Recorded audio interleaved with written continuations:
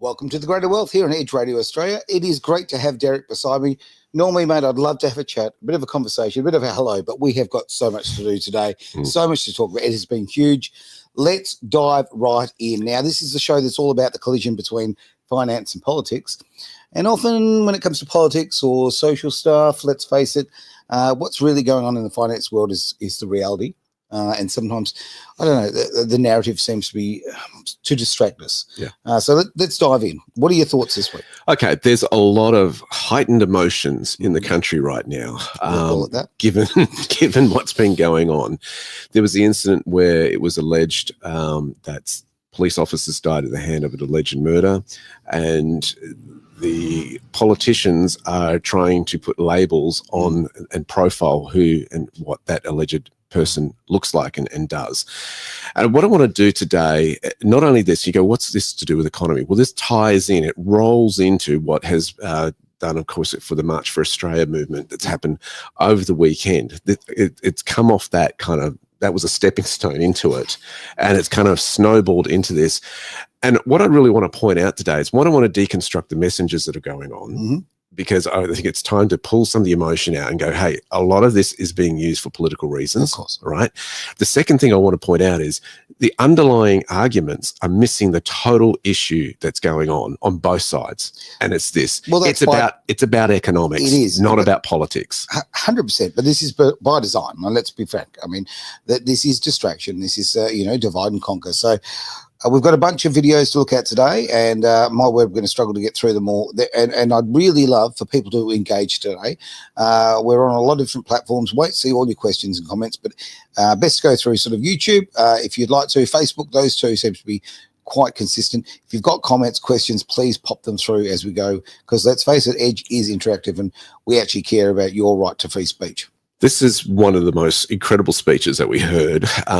Jackie Lammy, representing, of course, Tasmania, on what she's going on. And it really, for me, highlights where the politicians' headspace is right now. Take a look at this incredible video. Do I have to?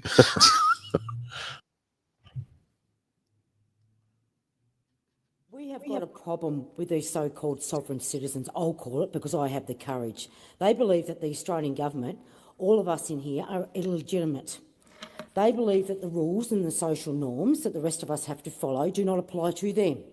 And according to the Australian Federal Police, there is a history of Australians identifying with these ideas and setting up micronations. They're nuts. Okay, can we They live in small... So what I want to do is, what's happening in this speech is that she has labelled a they, okay, a group of people. And it's important to deconstruct narratives here, because this is people, we're storytellers. Sure. Our history shows that we're storytellers. The reason we have movies is because we're storytellers. Our culture is full of stories, okay?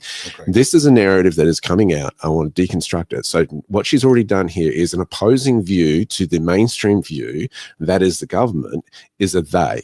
And I'm not backing either side here. I'm just deconstructing what's going on in terms of emotion, because this is a highly emotional speech, which represents a lot of emotions that are going on. Okay, so the sovereign movement is what she's pointing out here. And she's encapsulating what she believes is their main focus and what it is and what they stand for. Okay, because clearly she knows, because she knows all about it. She's done the research. All right, tongue is in the cheek there. All communities and regarded by law enforcement as being largely harmless. And then COVID-19 hit, and the government's response, lockdowns, mandatory vaccination combined with mis and disinformation on social media, absolutely turbocharged the paranoia where it's now right off the chart. Okay. That events that she's referring to that happened 5 years ago were highly emotional things, and were very debatable politically whether they were infringing on people's rights of movement, freedom of expression, and freedom of speech. And so it's taking on the position, the posturing of they were all wrong and they were nuts. That's what's being labelled here. Yes, we're right. We are the correct information. I'm speaking on behalf of Jackie Lambie here as the government. We're right, you're wrong. And if you disagree with us, you're nuts. Or it was misinformation. And this is the whole problem with the misinformation argument, is it's assuming that I'm right and everyone else is wrong, which is very much has become the rhetoric of the left. So I think it's important to highlight this and where this is coming from. Very much agree.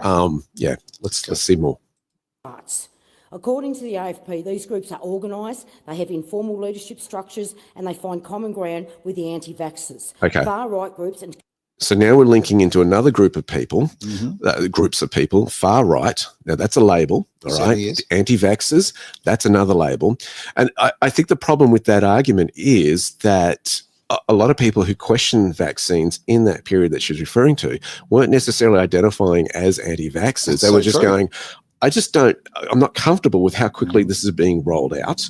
I'm not comfortable with that this is being tested properly. And when doctors can't explain to me what's in the vaccine, I've got an issue with that. And what are the side effects? And people are going, we don't know what the side effects are because we've rolled it out so quickly. That's right. So again, grouping people with these labels is very, very dangerous rhetoric. Well, she's added so many of those labels to so many people and grouped them together. Yeah. And these people, we're individuals. So she's put the sovereign movement together, the anti-vaxxers together, and then the far-right extremists together, all in the one group, which is an interesting play by the left here. Very much so. Let's have a look. Conspiracy nut jobs, because there's no other way to... Great. There's another label. So she's called those groups conspiracy nut jobs. Speaks for itself. If you have an alternative view, if you question the mainstream narrative, you're a conspiracy nut job. That's what's being spoken here. Right. But I tended to think that in life, okay, it was important to question things. It was important to know why. I mean, the whole idea of, I always remember, trust the science. Well, what is science? Science is asking questions. That's what we need to do. So for those who have, you get labelled. Audit that seek to blame governments and institutions for their lot in life. I got a lot of this heat over COVID just because I came out and said that vaccine mandates were about keeping people safe and alive, especially our elderly, because I'm all about putting Australians first. Okay, great. Let's stop there for a minute. Yep. Those who question the mainstream narrative also copped a lot of heat and were called the labels that we've just heard, and also questioned as being un-Australian for doing that. And I'm not backing either side here, but I want to see, hey, listen, there's a balance here, guys, that's not being presented. Thank you. The hate and abuse that came through my office was absolutely disgraceful. No doubt they will start up again after this speech, but we will need to call these people out. You have to show some courage, and where appropriate, we need to actually get them help. They need help. Right. Victorian called our... So you need help. What kind of help are you saying? Are they needing psychological help? Are you saying that they are, well, you've said they're nutcases. Let's not play semantics here. She made it very clear that she's suggesting that if you question the narrative, you need psychiatric help. That's what she said. And this is really borderline on what they're trying to stand for is hate speech. Yeah. This is the irony of what's going on. So you've just called everyone who you disagree with nutcases, conspiracy, and need help, psychological help. Yeah. That's basically what you've said. Look, after this video, we need to go back and everybody should just watch it because it is a great demonstration of every single thing that we're fighting for. But this, with freedom of speech, we've got so much control going on. Let's just jump back into the video. Our office during COVID and told one of my staffers that Bill Gates had done a deal with Daniel Andrews, then Victorian government, to put microscopic trackers in the vaccine so the government could track people through 5G towers. I mean, that's how off the charts this stuff is. It's off the charts. Finally, this caller told my staff that she did not recognise the government because she was a sovereign citizen. You can laugh, and we did at the time, but seriously, it's out of control. So she's laughing at her constituents. Now, okay, I don't agree with that woman. The woman who's rung in, I don't like the insults and I don't think the negative stuff was necessary. But I disagree with her. It doesn't mean that she hasn't got the right to say it. And how dare someone who's supposed to be there representing the public? That is her job. That is what she is paid for by those people. And she is back there in her office laughing at them. What was really interesting, I remember doing that interview with Melissa Atom. Oh, yes. Right, who was the Pfizer whistleblower from Kansas City, who had taken about 250 documents from Pfizer, internal documents, and revealed them to the public, showing that they knew that it was going to kill some people but released it anyway. Sure. The vaccines. Do you And mean that the video that was actually withdrawn from YouTube by YouTubers? Yeah. Yeah. Exactly. Funny enough, the day that the AstraZeneca product was pulled off the market, But- so was our She, video. from memory, she was talking about nanotechnology being Yeah. a concern in that. And it Yep. sounded really out there and extreme. Mhm. But here was somebody who was working in the factory as quality control, giving her testimony. Mhm. Do we just discount that? We've spoken to her, Eric. Absolutely. So, And she's an expert in her field. Yeah, it's kind of, okay, you've got to be careful what you can dismiss these days Mm-hmm. as conspiracy theory, because as Elon Musk said, we're running out of them. We're running out of conspiracy theories. So it's not being open-minded. It's going, hey, I don't agree with this agenda. Let's go. Yeah. But the extremes of these beliefs and the amplifying of these views on social media led to the murders of 2 policemen and a Queensland man in 2022, and the awful events that are still unfolding in Victoria today. Okay, attachment. So blame and attachment is going here. How do you, if you took that to a law firm or a law of court, it's very hard to put the 2 and 2 together, because how is the social media leading to the deaths of what's occurred here and alleged murder? I have no I have complete empathy for families and people who've been affected by this. But when you're blaming things like this, it's a highly emotive speech in a highly emotive context.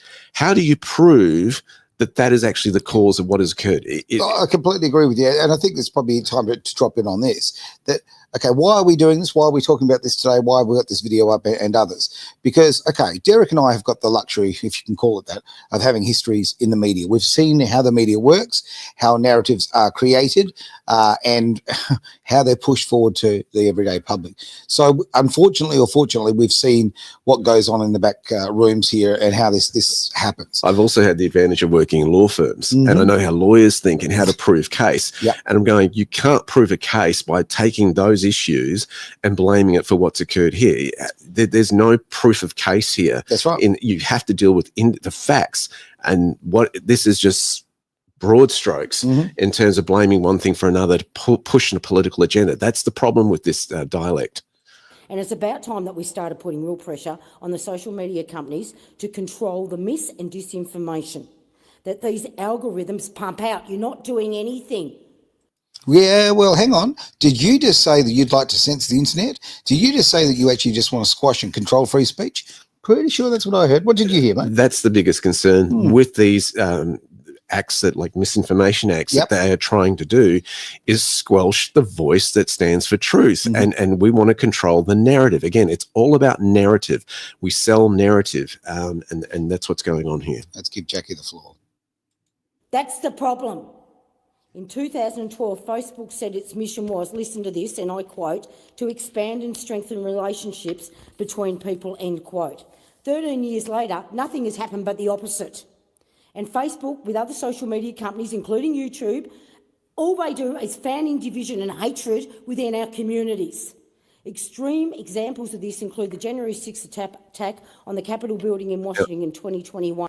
Yes. Before we get into the January 6th stuff, I will give her this. I do believe that the algorithms have segregated society. I don't disagree with that. I actually think she's right there, and I'll give her that, because I think, it pushes us. If you think oranges are better than apples, then you're going to see videos about oranges. Whereas if I think apples are better than oranges, then I'm going to see more videos on apples. Well, so like I mentioned before on this show and others, a friend of mine Googled the exact same thing, with one man, one woman in the exact same room, at the exact same time, and got completely different answers. So you do get lied to by these search engines. It's just a fact, and the algorithms are there to suit you. now she's pulling in a highly emotional act in the United States on the whole question of whether that election was stolen from Trump or not. Again, that's a big call. Is she qualified to do this example? Hang on, why is Jackie Lambie, from Tasmania, who is a senator in the Australian Parliament, why is she making a political comment about the US when it comes to, isn't her job to look after people of Tasmania? Now, I understand that social media reaches across the globe, and there are different views across the globe. I get that. But to just dismiss that all that stuff that went down was wrong is presumptuous in my view. Yeah. When Americans who believe Trump's lies that the 2020 election was rigged stormed the Capitol building, their own, and seriously wounding American Capitol Police. Since we got social media, we now have more countries in the world run by dictators. Work that one out, where people don't get free and fair elections and the civil. All right, what it's ignoring is the CCTV views of the Capitol that showed how it really wasn't that that inside the building, in the Capitol building, it wasn't that riotous. They were calmly walking around having a look at things. It's like going for a tour. Yeah, and not only that, but the security was showing them around and opening doors for them. And you got a guide with that tour. You got a guide with that, and that's ignoring that whole narrative. And it's actually captured on video. I've seen the footage, and it's been out there on social media. So it's ignoring that narrative. It's ignoring what actually happened. The facts. Those were facts that occurred. And that's the difficult thing in these narratives is we ignore certain facts and we put in what we need to support our case. This is a problem. Certainly. Rights that we enjoy. Social media companies know more about us than our governments do. They design their algorithms with one purpose in mind, to increase us clicking and increase their profits. It's just about money. They don't give a stuff about who we are. If these algorithms can be so targeted, why can't they target mis and disinformation? Instead of the algorithm that sends Australians down these rabbit holes, serving them up more and more conspiracy theories that make them more afraid and more paranoid. We still don't have laws in this country that deal with truth and political advertising.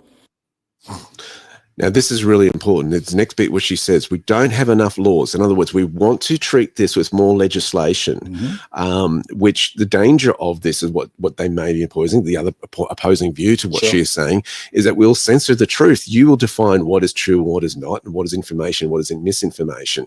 And I think what's been interesting is since Trump got in, I have seen a lot of the algorithms change, particularly on Facebook, where a lot of the stuff that was censored during 2020 to 2025 or 2024 is now making it on the streams and seeing this. It's quite noticeable. Very big changes. And this has got the left very, very concerned because of the influence of the United States, the legislation there. Well, but Jackie wants more control. You can't lie about a product in Australia, but you can sure as hell lie in political campaigns. How is that leading by example and saying that is acceptable? Hang on, I think my power bill went down, didn't it? Did my power bill just go down? She just admitted that politicians lie. I know, that's kind of where I'm being a bit of a smart aleck there. Yeah, but did you catch that? Oh, geez. She just admitted the politicians lie and that there's no recourse for it. Behaviour in Australia today. That is not acceptable behaviour. We need to get onto this. It is really time to put pressure on the social media companies and start talking regulation. What is your fear of social media companies? You lost control of social media when it comes to our kids, and if you think AI is going to be any different in the future because you're already miles behind, you are bloody delusional yourselves. Yeah, Australia is miles behind in AI, absolutely.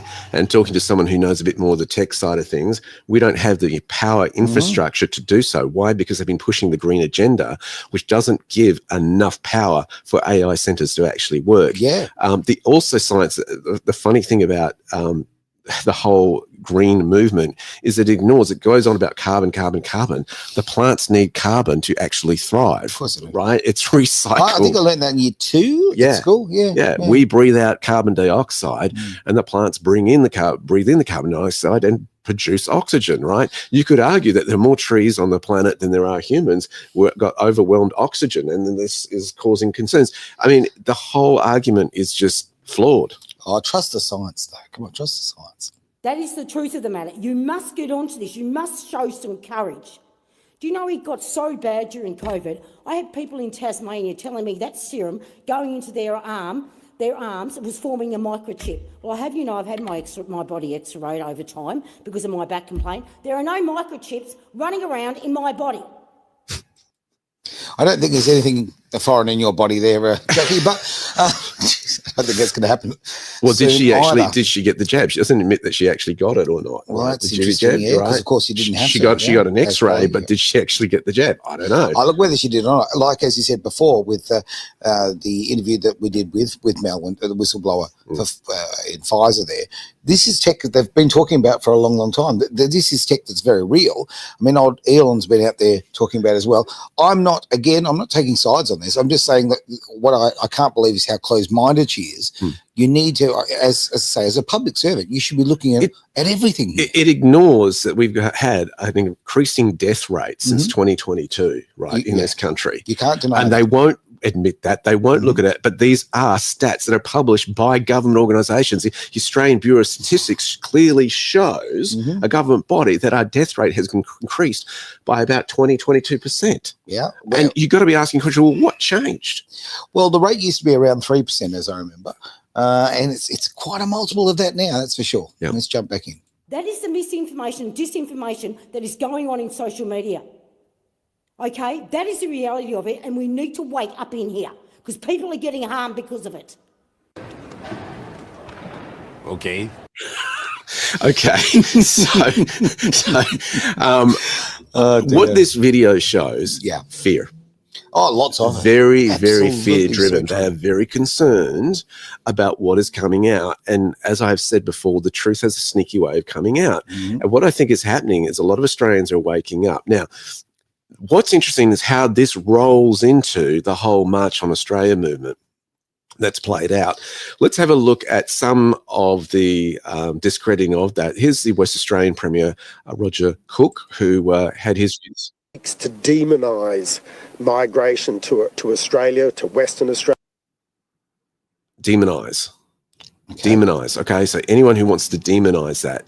The problem that has been occurring is, why do I think so many people showed up at the marches on the weekend? First of all, okay, let's segregate the organisers versus those who showed up. I don't believe that many of those that showed up know who the organisers were.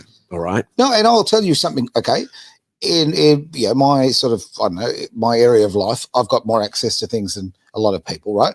And I could not actually tell you all the organisers. I found out a couple, right? It was a great struggle. So for the general public out there, it was impossible to know. And guess what? When you went along, when I go and watch a movie, okay, I don't know who all the different people who put that movie together were. I don't know the director. I don't know all the actors. I don't know all of that sort of thing. I go because I want to be part of that experience. And I obviously marched yesterday. I was part of the rally, and it was an incredibly positive thing with wonderful Australians who all they want is a better life for themselves and to build a better life for their children. That's it. And I found certainly my experience, not an ounce of racism whatsoever. And I think the big concern is the politicians are not addressing the elephant in the room, and it's an economic issue. This is the problem, right? Because the immigration issue has caused a scarcity in the market as far as real estate is concerned, hiking up prices for properties and also rent. And Australians are very concerned of whether their children are going to be able to get into homes and own their own homes. How do I know? I've heard them talk to me about this, let alone their grandchildren. Okay, can they afford a home? They're very concerned about this. Now, let's look at some stats here as far as where this is going. So if you actually look at the average house price in Australia right now, it is $1.002 million, right, for the average house. That was in the March 2025 quarter, as published by the Australian Bureau of Statistics, the ABS. Now, you match this with what is the average wage in Australia. There's two parts to it. The average ordinary time earnings for a full-time adult in Australia is $2,010 a week, all right, as of May 2025. However, there's the median weekly earnings significantly lower. Now, that's taking account of people who don't have full-time employment, who have part-time jobs or are contractors or are on-call type jobs and get paid for when they show up. That is significantly lower at $1,300 per week, or around $67,600 a year. You cannot afford afford on those wages a house price of $1.002 million No, a you year. cannot. And that is not living in a mansion. That's just an ordinary house to get in the game, to put a roof over your house. And that's the concern, that why these people are out there marching, is That's they're why they're going, marching. we want a halt on immigration. We want time out. I believe, it's my personal view, that it's an economic reason that they're doing it. I think they all admit we're immigrants from way back when. Our ancestors came here. I'm an immigrant, you hear some of them say, right? But the concern is economics, and the left are making it a racist issue. They're labeling it as a very highly emotional political issue. But that's projection, and that is, okay, that is, we're playing here with the three shells, okay? It's misdirection. They don't want us to actually focus on what the problem is here. That's the facts. Which they caused. Exactly. That's the problem. They Exactly. they are the ones who let all this migration, increased migration numbers in. Yeah. And no, let's deflect and let's put labels on it. It's a neo-Nazi group. Now, there may have been neo-Nazi people in the group. I don't know, right? But a crowd of 5,000 or 10,000 or 20,000, were all of those neo-Nazis? I don't think so. I was there yesterday, okay, in Perth. I'd put the crowd at about 18,000, okay? And, I think I'm pretty accurate there, pretty close. Now, of 18,000, I'm going to assume, and I think I can be fairly accurate here, there'd probably be about roughly, I'm going to be as honest as I possibly can and as fair as I possibly can to everybody. I think there'd be 20 people there that had those kind of thoughts, 20 out of 18,000. So any day you're walking down the street or the mall in the middle of your shopping, whatever, you're going to find that there are going to be people with ideas that you disagree with very, very strongly in every walk of life.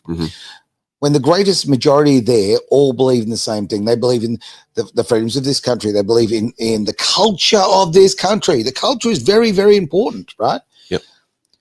That they believe that they want their children to be able to grow up in a good environment and one day own a home and all of that sort of thing, really basic sort of stuff. They were the people there. And when I see governments and some of these politicians, I mean, they really, look, it's, you know what, if you did this to your spouse, it's domestic violence. Well, one of the groups that is being affected in our society is the people in the bush, right? The regional people. And why? Because a lot of people have moved out of the cities to find affordable housing. Agreed. And now you've got people who've been in regional areas, descendants after descendants, and not all of them have farms. Not all of them are living on land or owning land. In fact, trying to make a living in country towns is not easy. They often hold down 4 or 5 jobs and rotate them during the week. It's hard yakka. How do I know? I have friends who live in the bush. All right. Have a listen to this speech by Premier Jacinta Allen at the Ballarat Bush Summit this week. Oh, this would be a doozy. Something you simply can't find anywhere else. The fresh air, the quiet, the space.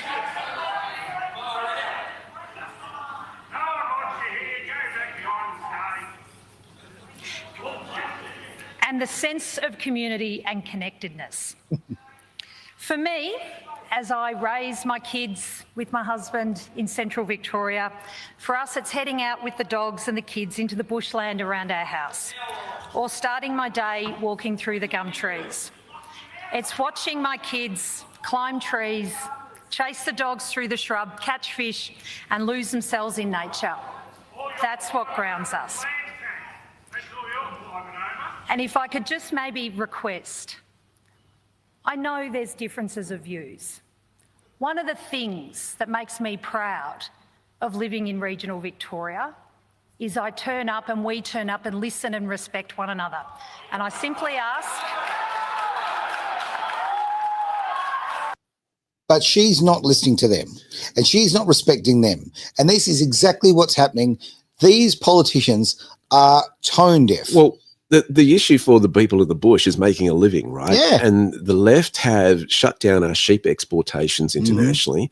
So you've got all these people who've invested millions of dollars in sheep, right? And farming is not full of risks. They're all open to the weather elements. How much grazing they get, is determined by how much rainfall they get, how much they can hold, how many head of sheep they can put on that acreage. It's so much out of control. And this idolized, romanticized view of the bush, we all love the country for those reasons, but it's so out of touch with what actual farmers are dealing with every day. And you can hear that and going... And you see it in their faces. She doesn't know what she's talking about. It's economics. Again, it's economics. Oh, shall we hear some more virtue signaling? Let's hit the button. And and I simply ask if I can conclude my remarks, and I do so with great respect. And I hope those here today can show respect to others who may be tuning in and allow the proceedings of the day to show the best of country Victoria,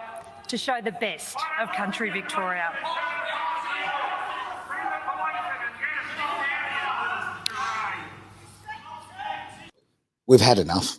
Australians are pushing back. We've had enough. And the politicians are concerned. They are scared. Now, it kind of dismisses this whole thing of respect. Can we just show respect? In other words, what it's saying to the average Joe, we don't really want to listen. We just want to bulldoze our opinion over you. And if you protest, it's being disrespectful. And that's the problem here, is they're not listening. And that's what is frustrating the audience. And so, yeah. It's not genuine discourse, because it's a one direction thing here. Yeah. It's coming from them, and they are not interested in hearing anybody's opinions but those, or the ones that line their own pockets, right? That's really what it comes down to. Shall I continue with this video? Let's finish it. Yeah. And I'm going to say I'm so proud of what the work my government is doing in regional Victoria, because we know how much it matters. Because living in regional Victoria, I know the challenges that regional families feel aren't abstract, they're real. It's the nurse who takes a job in a country hospital but can't find anywhere nearby to live. It's the young family who live... And yeah, it shows us. Let's go straight into the next one, because the Prime Minister took the stage as far as that Bush summit was concerned. And yeah, it's interesting to hear at a state and then federal level. I'm always interested to hear what Albo's got to say. Why are regional communities paying the cost for renewable energy? Where is the social licence? Where is the regulation to protect our communities, value our farmland and preserve our environment? How can state and federal governments justify enabling companies like Squadron Energy to tear our communities apart? So that...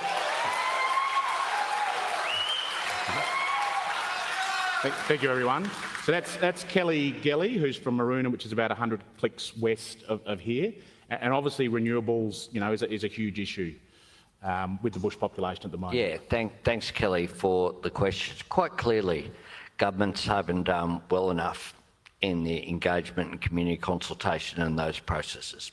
No question about that. And this morning at Brekkie, I was talking with a few people presenting very similar views, and last night as well at the dinner. A couple of things that we have to recognise. One is that there hasn't been a new coal-fired power station begun for this century. That's just the truth. And there hasn't been any regulation stopping that. There is still nothing stopping that. Now someone wants to build a coal-fired power station, they can go and do it. It hasn't happened. It hasn't happened because the market's determined that it doesn't stack up.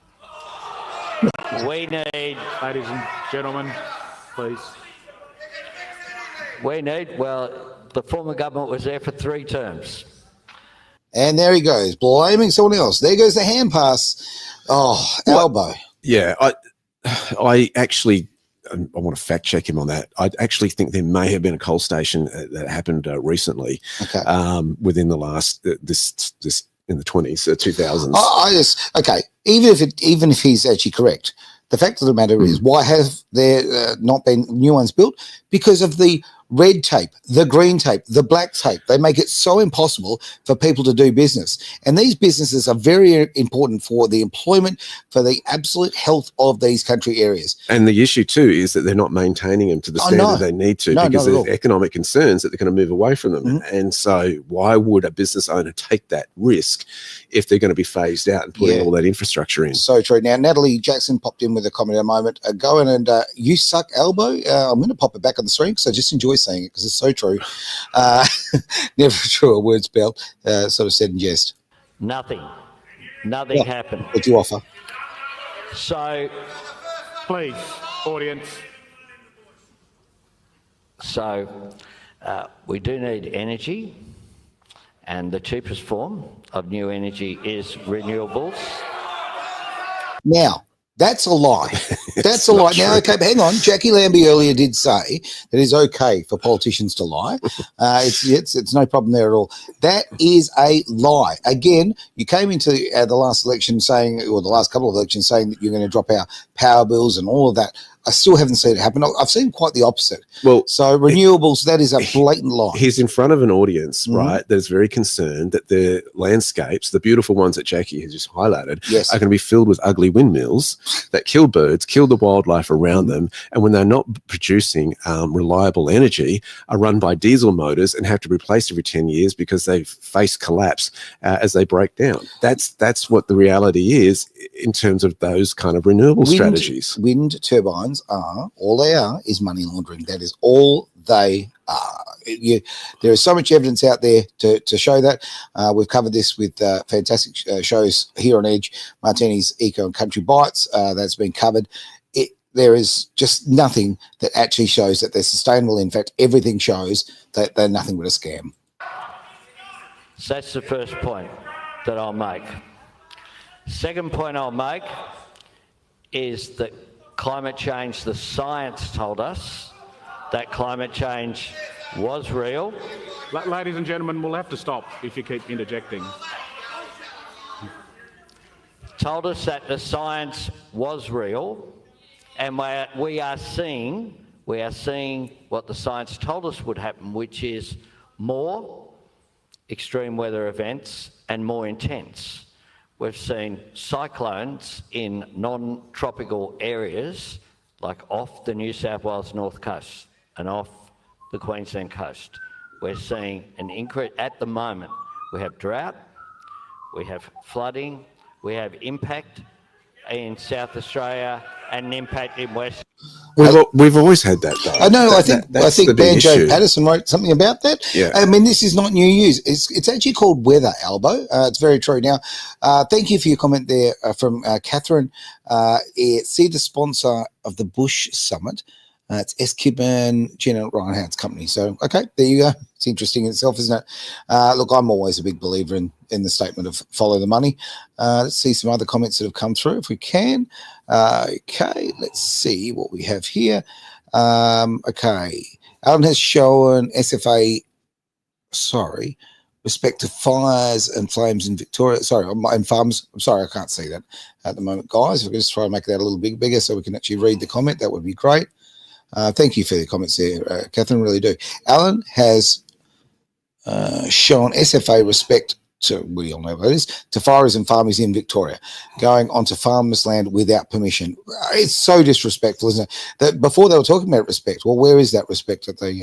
Well, they tried to pass legislation in terms of the that we went down in terms of waging here Correct. in the state. What was it? Not the Voice, the other one, the Heritage Aboriginal Heritage the Heritage Act, yes. where farmers would have to, didn't have permission to dig deeper than a 2-metre hole on their land and had to get a permit to do that. And meanwhile, livestock runs around. It just was so impractical. Well, actually, and again, this is why you're seeing the pushback from course. this audience. It's because they're going, you're so out of touch. You're trying to take our lands from us. And if you look at the pattern here, this is a play that they've done internationally it is. in Europe, Yep. in England, in, of course, the Netherlands. The Irish farmers, they got fired up at that They one did. point as well. And so you're seeing the same playbook play out. And of course, Australia is always behind and lagging in these sort of things. But these farmers are informed and they're pushing back, going, hang on, this is our land that we've had in our family for how many centuries? And they know a lot more about the land than Albo ever will. In Australia. So we have, please, Here we go. I'm happy to answer questions and I'm happy to engage with people respectfully. And I understand that some people have a different view. But what I won't do, what I won't ever do, is come and out of convenience just say what is convenient and people want to hear, because that is just a fact. People need to be treated with respect,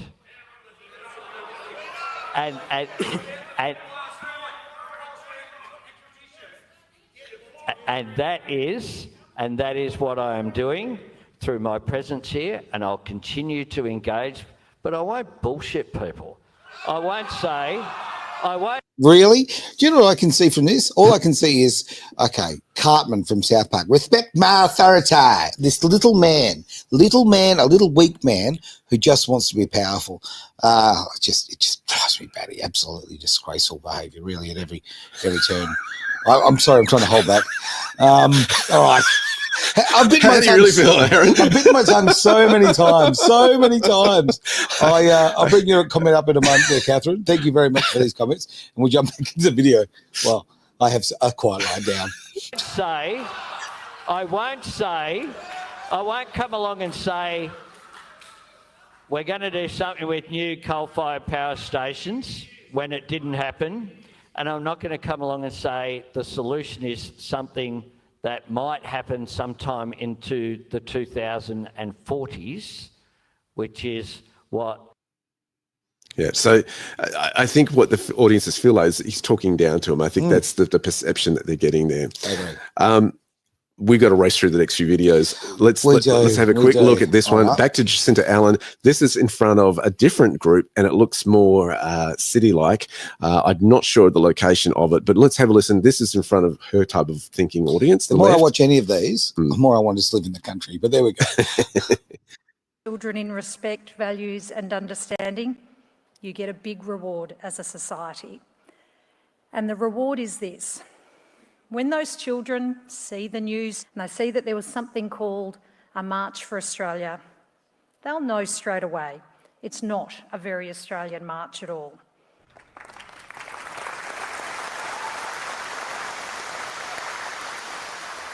It won't look like the Australia they know, because Australia isn't a place where we spread hate and fear about foreigners. Australia is a nation of foreigners, just like that wonderful song says. From all the lands on earth we come. And Australia isn't a place where we walk with Nazis. Australia is a place that went to war with Nazis. No one who has ever tried to divide this country has ever succeeded, because the promise of multiculturalism. And that's labelling, once again, that technique that they're doing there is labelling groups.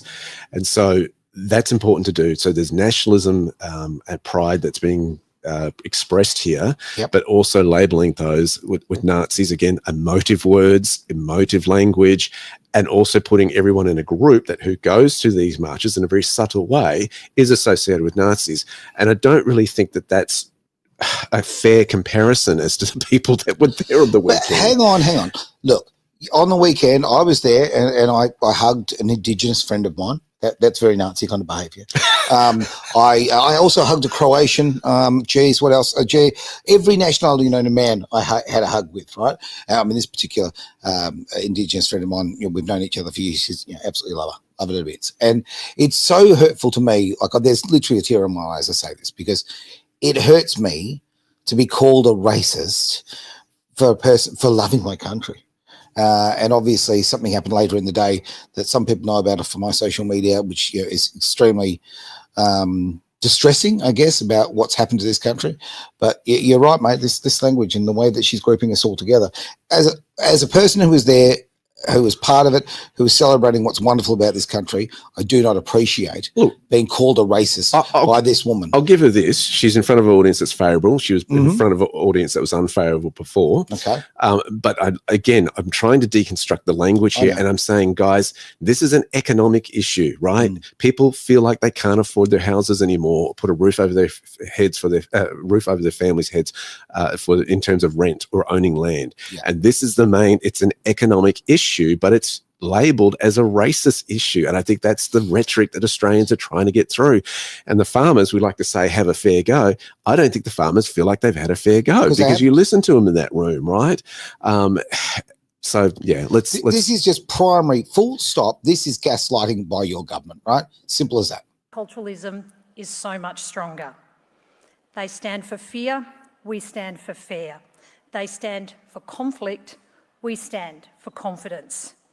They propose that you live your life on their terms, while we propose that you live your life on yours. No, that's the problem right there. That is how we protect social cohesion. Now that's a problem, because how many years ago were there lockdowns and mandates and censorship, and those who wanted to live life on their own terms were told they couldn't? That's the problem. Now, I know that it was a Liberal federal government at the time, but there were Labor state politicians in place that were enforcing those rules heavily in some states. So both parties have to take responsibility for their actions here. And this is where the delusion, the differences between Labor and Liberal have been dissolved into one melting pot, where they are coming across to many Australians as representing the one thing, and that is bureaucracy. That's and right. authoritarian bureaucracy at that. And so that's the problem they've got here in Australia. It's an economic issue. It's not a political issue. You're right. Follow the money, right? We'll find the answer. By having a strong society. And I know multicultural Victoria is so not part of the problem. It is part of the solution. And my vision is clear, and I put it to you with purpose this evening. Sorry, I just want to butt in. Is their solution, is it the final solution? Just curious. Anyway, I don't trust these speeches actually say a lot, because really the do. things that they bring up, you go, well, why? You have to ask, the question you have to ask is, why are they bringing up that topic? Why is that an issue? Yeah. Every Victorian matters. Every Victorian belongs. Every Victorian is equal. So the ones living on the street, or whatever, the ones that a few years ago you were shooting with rubber bullets because they just believed in body autonomy. So everyone matters? Okay. No, only the ones that follow your control matter to you. Okay. I want to just throw on to someone who doesn't get a lot of publicity from the mainstream media. Let's go to Pauline Hanson. Okay. Let's hear the other side of the story in terms of politicians and what's being said. Been stripped of their own identity. You know, they're ashamed, you know, that they're ridiculed by even their own councils if you fly the Australian flag. It's all right to see the Palestinian flag out in these protest rallies and all these other, you know, even Hamas flags, terrorist flags. But, you know, people just feel the point of flying the Australian flag. You know, on Sunday, there is supposed to be this march for Australia. For those Australians out there that do want to go out and have their say and wave the Australian flag, good on you. I congratulate you, because you're standing up for the values that you feel have been stripped from you by governments, whether it's this government or previous governments, former governments. You just feel that you're not being listened to. And this country is not the country that I grew up in. I'm ashamed of where we're headed. All this wokeness, the escalating crime, the cost of living, high electricity costs, the decline in our moral values that is happening, all this transgender rubbish and what's going on with women, spaces, it's just absolutely disgusting. And so many of you support it here. Where are your morals and your principles and your values? I can't understand it. That we're supposed to represent the Australian people. The decline that I see in my nation, and I feel sorry for those men and women that have fought and sacrificed their lives to give us. Now, I think one of the points that Pauline puts out there, and I think it's a fair point, is it seems rather hypocritical for people to be able to, a few weeks ago, march and on the Sydney Harbour Bridge bearing Palestinian flags, right? And her own people are getting punished for putting out the Australian flag. And it seems like this is not a part of our narrative, therefore we condemn it. I think the big issue too is there has to be some responsibility that's been going on for some time in Australia where we put flags, multiple flags, on the same level. There's not a protocol with flags, and it confuses the Australian population. And this is what's led to division, because flags, whether you like it, they're just pieces of cloth, but they're symbols in society as far as the narrative is concerned when you deconstruct narrative. So when you put an Australian flag up there, then you put a state flag there. Okay, fair enough. I think most Australians can recognise I'm in this state within Australia. But then when you put the Aboriginal flag on, it's going, okay, now you're putting this issue on the same sort of, and let's be honest, it hasn't been the equal for the Aboriginal people. That's a great Okay, point. right? Yeah. And then you wave at a university, you put on an alphabet soup type flag, Yep. right? And say that's on equal level. Australians are getting angry because they're going, this doesn't represent who I am. No, it doesn't. And okay, I'm going to throw in the personal element.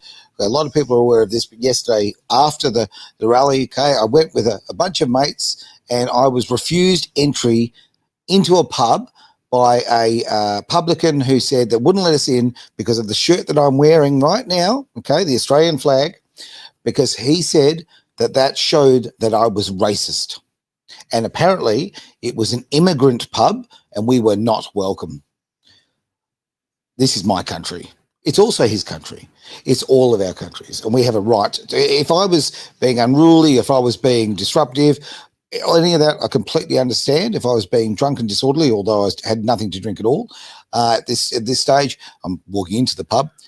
But to wear a shirt that shows your pride in your country, well, how in the world? The fact that he called me racist, disgusting, absolutely disgusting.